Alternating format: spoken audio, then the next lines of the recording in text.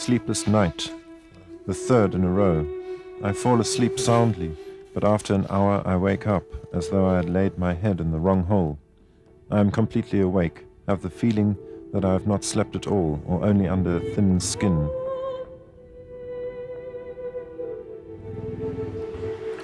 Let me introduce myself. My name is Franz Kafka. A clear, well laid out, almost beautifully outlined face. The blackness of the hair, the brows and eye sockets press forward like life from the passivity of everything else. The gaze is incredibly energetic, but perhaps it was only observant, for I was observing myself and wanted to frighten myself. Let me introduce myself once more. My name is Franz Kafka. Now I look him over as aloofly as one looks over a small puzzle about which one says to oneself, what does it matter if I cannot get the pellets into their holes? It all belongs to me, after all. The glass, the case, the pellets, and whatever else there is. I can simply stick the whole affair into my pocket.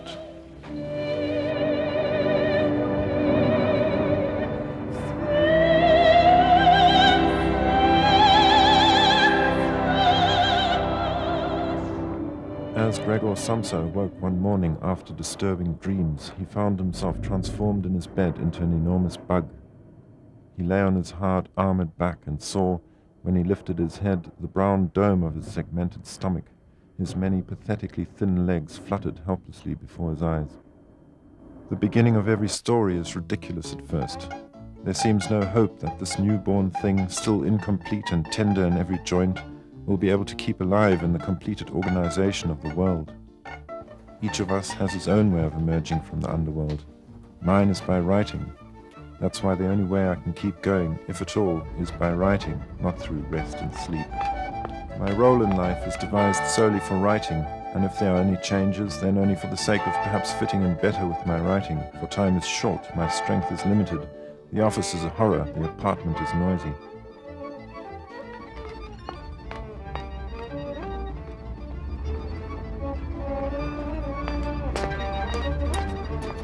Excuse me, do you know the way to the station?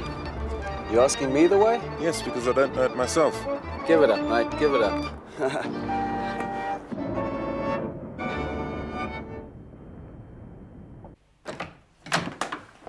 Felice? Felice? Here I am. How nervous you've become recently. What do you want? Well then, come over here. Quick, what's the matter? I really have to get back to the kitchen. Forget the kitchen. I have something important to tell you. It'll make up for it. Come here. Well, what's so important? If you're trying to make a fool of me, I'm going to be very angry, seriously. Well then, sit down. And suppose I don't want to? Then I can't tell you.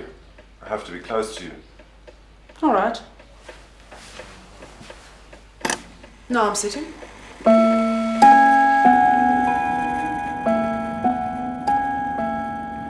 And now compare me to your daughter, this healthy, gay, natural, strong girl.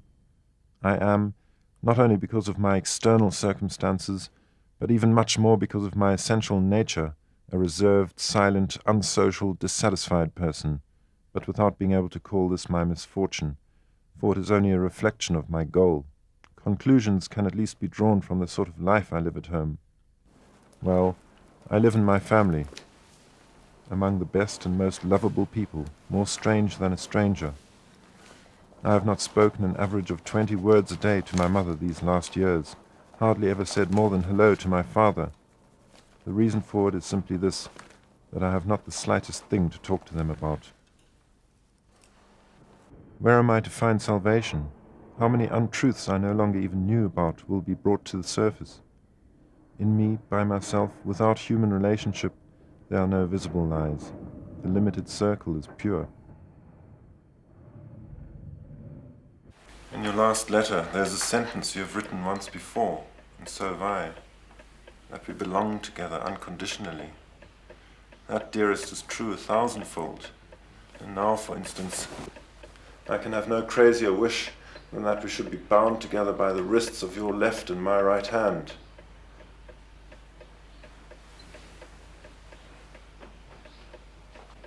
I think it impossible for us ever to unite, but dare say so neither to her, nor at the decisive moment to myself. The difficulties, which other people surely find incredible, I haven't speaking to people, arise from the fact that my thinking, or rather the content of my consciousness, is entirely nebulous. I remain undisturbed by this, so far as it concerns only myself, and am even occasionally self-satisfied. Yet conversation with people demands pointedness, solidity, and sustained coherence, qualities not to be found in me. Please, keep the window closed. It's really freezing. Well, we have different things to worry about.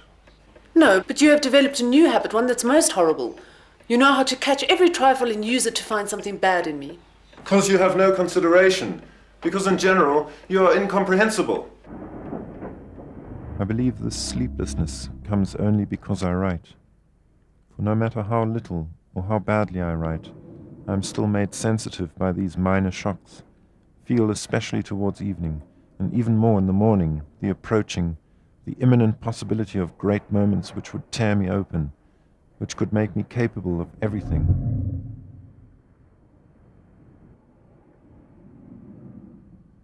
Deeply lost in the night, just as one sometimes lowers one's head to reflect, thus to be utterly lost in the night. All around people are asleep. It's just play acting, an innocent self-deception that they sleep in houses, in safe beds, under a safe roof, stretched out or curled up on mattresses, in sheets, under blankets.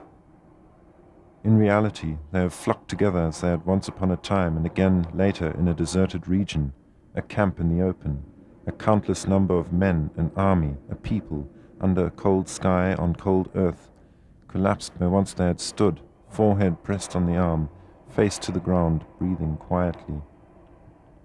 And you are watching, are one of the watchmen. You find the next one by brandishing a burning stick from the brushwood pile beside you. Why are you watching? Someone must watch, it is said. Someone must be there.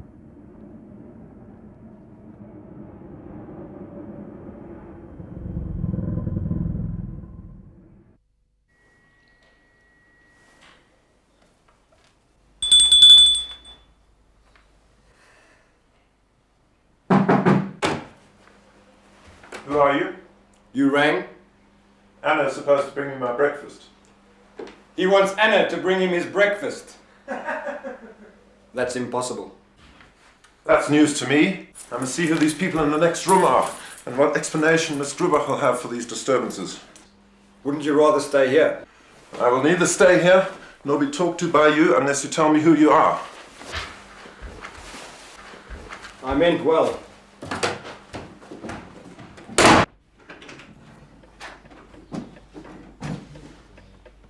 You should have stayed in your room. Didn't Franz tell you that? Yes, but what do you want? I want to see Frau Grubach. No, you will not go from here. You are, after all, under arrest. So it would seem. But for what reason? It's not our duty to tell you that. Go to your room and wait. The proceedings are already underway and you'll learn everything in good time. I'm already exceeding in my duties by talking to you in such a friendly manner. If your luck continues in the way in which your warders were chosen, you've got every reason to be confident. You will come to see that this is true.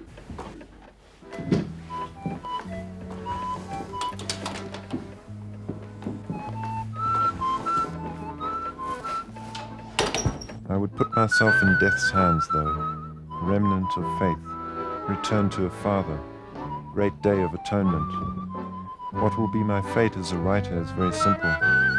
My talent for portraying my dreamlike inner life has thrust all other matters into the background. My life has dwindled dreadfully, nor will it cease to dwindle. Nothing else will ever satisfy me.